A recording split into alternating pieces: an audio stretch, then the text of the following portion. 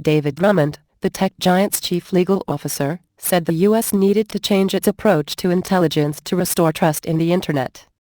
His comments are some of the first by a senior tech figure since a speech by the U.S. president earlier this month. They come as ex-NSA contractor Edward Snowden gave his first TV interview.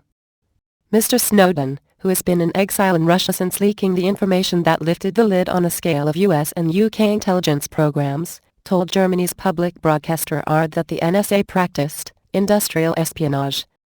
He said the agency would spy on big German companies that competed with U.S. firms. Mr. Snowden, 30, also said he believed that U.S. officials wanted to kill him. Innovation concern.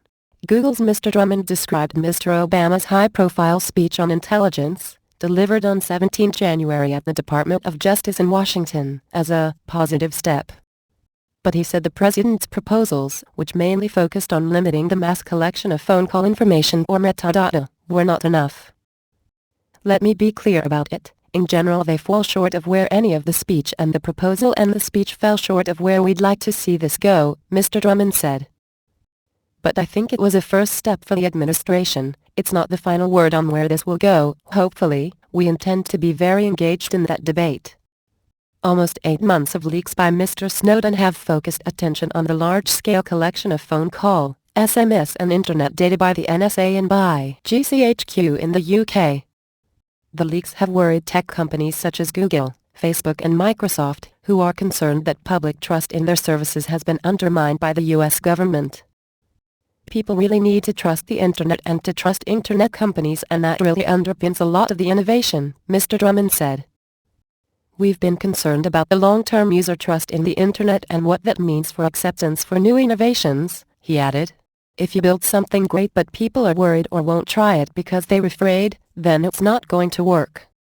Separately, the politician responsible for piloting a new European data protection law described Mr. Snowden's leaks as a wake-up call to the world that had undermined trust between Europe and the U.S. But EU Justice Commissioner Viviane Reding told the BBC that after 2 years of negotiations with the U.S. over European efforts to update legal safeguards for EU citizens and companies exchanging data with the U.S., politicians in Washington were now starting to hear her message.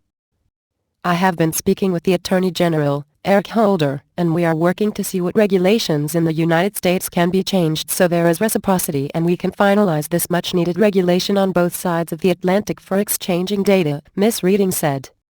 She said Mr. Obama would meet European Commission head José Manuel Barroso on 26 March, adding that she expected concrete achievements by then. Our American partners always told us that data protection was something dear to the heart of the Europeans, but nobody cares in the United States.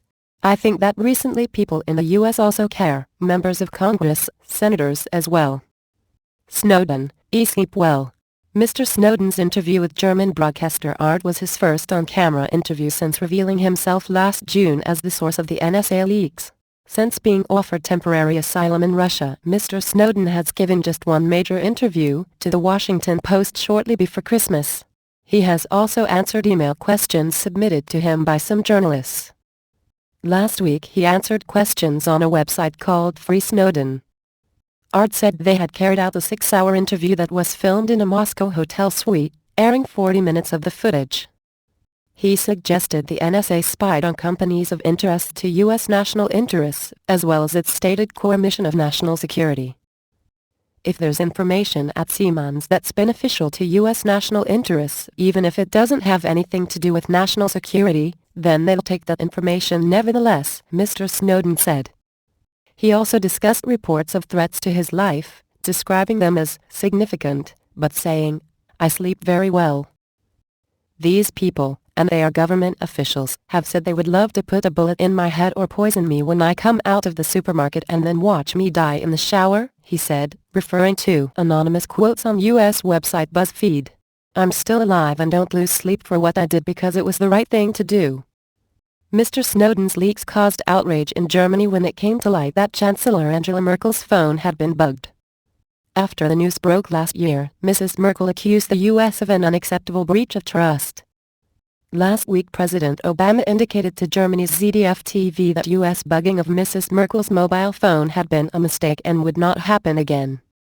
The U.S. has charged Mr. Snowden with theft of government property, unauthorized communication of national defense information and willful communication of classified communications intelligence.